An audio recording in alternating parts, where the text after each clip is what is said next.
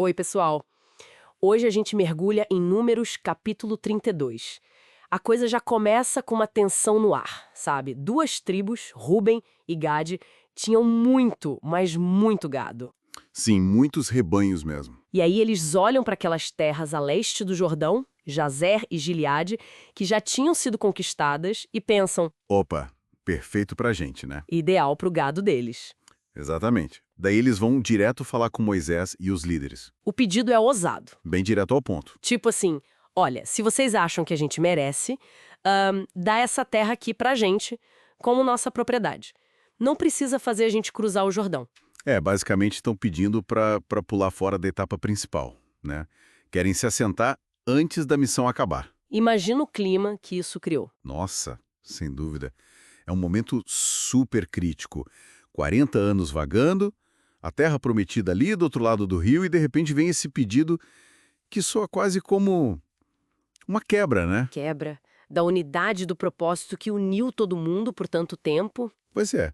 E a reação de Moisés, claro, não foi nada branda. Não mesmo, foi forte. Ele vai direto ao ponto. Quer dizer que os seus irmãos vão para a guerra e vocês vão ficar aqui sentadinhos de boa? Uma acusação bem direta. E ele acusa eles de quê? De desencorajar o resto do povo, exatamente o que ele mais temia. E não é um medo sem base, né? Ele puxa um histórico pesado ali. Assim, Cades Barneia, ele lembra na hora, quando os espiões voltaram e desanimaram todo mundo, aquilo resultou na ira de Deus nos 40 anos de deserto. Moisés está vendo um fantasma ali, um medo da história se repetir. Ele até menciona que aquela geração anterior, tirando Caleb e Josué, não entrou na terra. Por quê? Porque não seguiram o Senhor de todo o coração. É um paralelo assustador que ele traça. E ele não alivia nas palavras. Chega a chamar eles de ninhada de pecadores. Uau, pesado. Dizendo que eles estavam ali para aumentar ainda mais a raiva de Deus contra Israel. Dá para sentir o peso da memória e do medo ali, né? Totalmente. Mas o que eu acho fascinante, de verdade, é a resposta das tribos depois dessa bronca toda. É verdade, eles não abaixam a cabeça e nem ficam se explicando muito. Não, eles vêm com uma proposta, uma solução prática. Exato. É como se dissessem, opa, calma aí, a gente entende a sua preocupação, mas escuta o nosso plano. Eles falam, olha, a gente constrói aqui uns currais para o nosso gado e umas cidades para as nossas famílias ficarem seguras. Mas esse é o ponto-chave. Nós mesmos vamos pegar em armas e ir na frente de todo mundo na batalha. Isso, até que cada israelita tenha recebido a sua herança lá do outro lado do Jordão, a gente não volta para casa antes disso. Ou seja, eles abrem mão da herança principal em Canaã, mas se comprometem totalmente com o esforço de guerra. Vão lutar na linha de frente. Uma contraproposta bem pensada, tentando equilibrar a necessidade deles com o dever coletivo. Exatamente. E aí Moisés, bom, ele considera, mas não aceita de cara.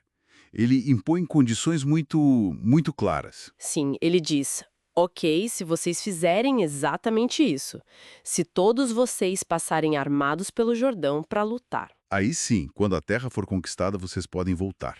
Vão estar livres dessa obrigação com Deus e com Israel. Mas tem advertência, né? Aquela parte séria. Assim.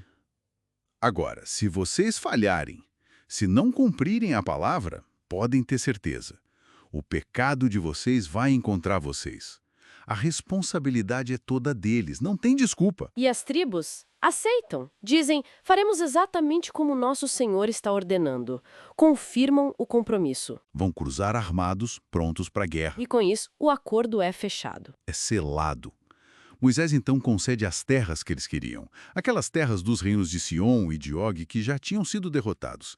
E aí entra um detalhe interessante, não só para os Rubenitas e Gaditas, mas também para meia tribo de Manassés. Eles entram nesse arranjo também. Verdade. O capítulo até termina mostrando essa galera já se estabelecendo, sabe? Botando a mão na massa. Sim, os Gaditas fortificando cidades como Dibon e Atarote. Os Rubenitas reconstruindo Esbom, Eliale.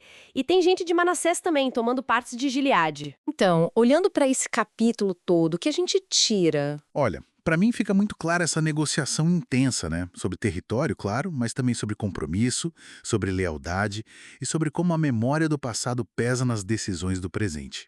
Mostra o desafio enorme que é equilibrar as necessidades específicas de um grupo com a missão maior de toda a nação.